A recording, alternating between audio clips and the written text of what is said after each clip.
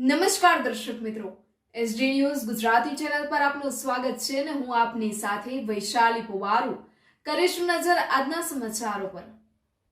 નાગરિકોના સ્વાસ્થ્ય સાથે રમત નહીં ચલાવાય। ઉનાવા ઊંઝામાં વરિયાળીમાં ભેળસેળ કરનારાઓ સામે આરોગ્ય રાજ્યમંત્રી પ્રફુલ્લ પાનસરિયાની કડક કાર્યવાહી।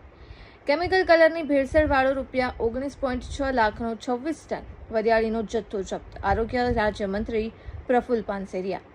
રાજ્યના નાગરિકોના જાહેર આરોગ્યની સુખાકારી માટે ગુજરાત સરકાર સંપૂર્ણ કટિબદ્ધ છે।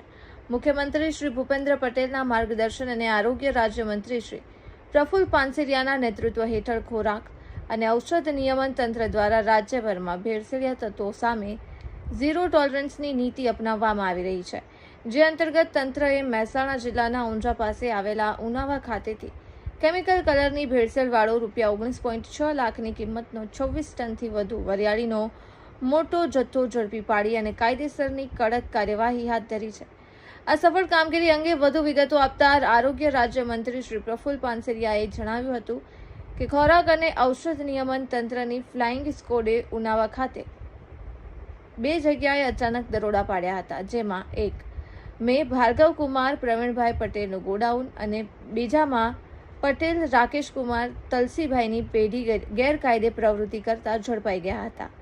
પ્રાથમિક તપાસમાં બહાર આવ્યું છે કે વરિયાળીને વધુ પડતી લીલી અને આકર્ષક બતાવવા માટે તેમાં કેમિકલયુક્ત અખાદ્ય કલરની ભેળસેળ કરવામાં આવતી હતી અને આ સિવાય આ બંને આસામીઓ પાસે ખાણીપીણીની વસ્તુઓના ઉત્પાદન માટે જરૂરી એવું ફૂડ સેફ્ટી લાયસન્સ પણ ન હતું। મંત્રી શ્રી પ્રફુલ્લ પાનસરિયાએ ઉમેર્યું હતું કે તપાસ દરમિયાન ફૂડ સેફ્ટી ઓફિસરો દ્વારા અખાદ્ય કલરની પ્રબળ શંકાના આધારે વરિયાળીના 3 કાયદેસરના નમૂના લઈ લેબોરેટરીમાં વિશ્લેષણ માટે મોકલી આપવામાં આવ્યા છે। આ સાથે જ તંત્રએ સ્થળ પરથી ₹19.6 લાખથી વધુની અંદાજિત કિંમતનો 26 ટન જેટલો વરિયાળીનો જથ્થો લૂઝ જથ્થો સીઝ કરી દીધો છે અને જવાબદારો સામે કાયદેસરની કડક કાર્યવાહી શરૂ કરી છે।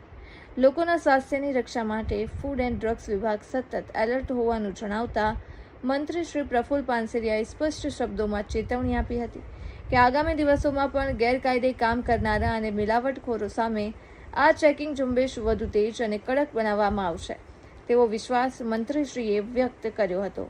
Press reporter Paresh Sharma, Gandhinagar, SD news Gujarati.